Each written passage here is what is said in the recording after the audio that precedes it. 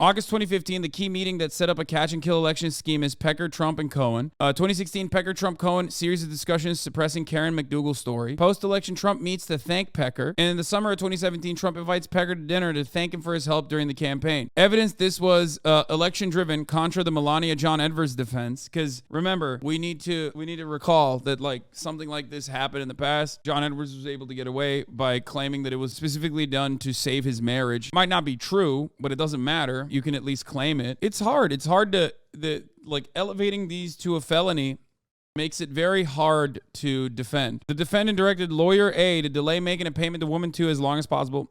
He instructed lawyer A that if they could delay the payment until after the election, they could avoid paying altogether, because at that point, it would not matter if the story became public. As reflected in the... Dude, okay, that's actually kind of solid. So they are stupid enough to fucking routinely admit. This is one of those... this is like, I told you. I told you. They're so dumb that, like, they're dumb enough to just openly admit why they were doing such a thing. Wait, did you just say all the talking heads on Fox who were making the save marriage argument are looking pretty dumb now that the evidence has actually come out? I mean, it doesn't matter. It doesn't matter. They're still going to fucking find a way to manipulate their audiences. I just don't fucking understand how you can get away with being this brazen with your criminal misconduct, okay? It blows my mind. I told you when the facts came out, I told you that the only way to like get them on a felony instead of a misdemeanor is if there is enough evidence that they are openly being like, we are going to do this because of the election and no other reason. And it seems like they did do that. That blows my fucking mind. There's no interest in covering your fucking tracks.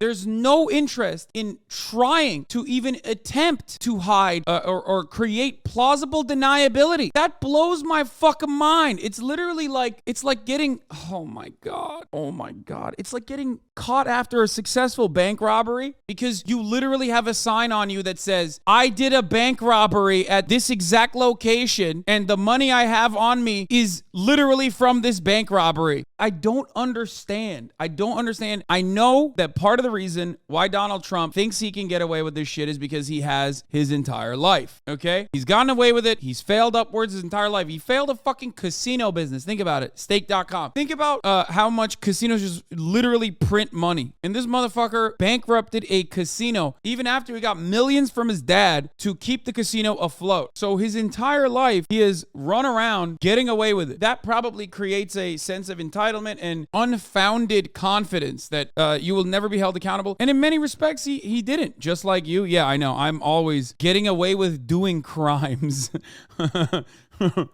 But this is like mind-boggling. There's so many minor things. If he had a little bit of operational security, so many things that they did here, like none of this would be admissible in court. None of this would be a story. There would be nothing. This is like a very high bar to clear as a felony. And yet, due to sheer incompetence and pure idiocy, the sense of entitlement that he has in conducting himself in this way, frankly, the low effort that he's put into doing such things has caused him to offer the Manhattan DA like a legitimate court case. The Fox Dominion lawsuit is the same way. Tons of internal emails from Fox talking about how illegal and fucked up what they're doing is. Yeah. Bragg isn't speaking yet. Stop capping. What do you mean? Trump makes the Clintons look like crime savants? They are. They are crime savants. That's the difference between like crime and like what is technically permissible yet still immoral that the wealthy and the oligarchs and corporations engage in on a daily basis, and how they manipulate the rules in a way that suits their criminal misconduct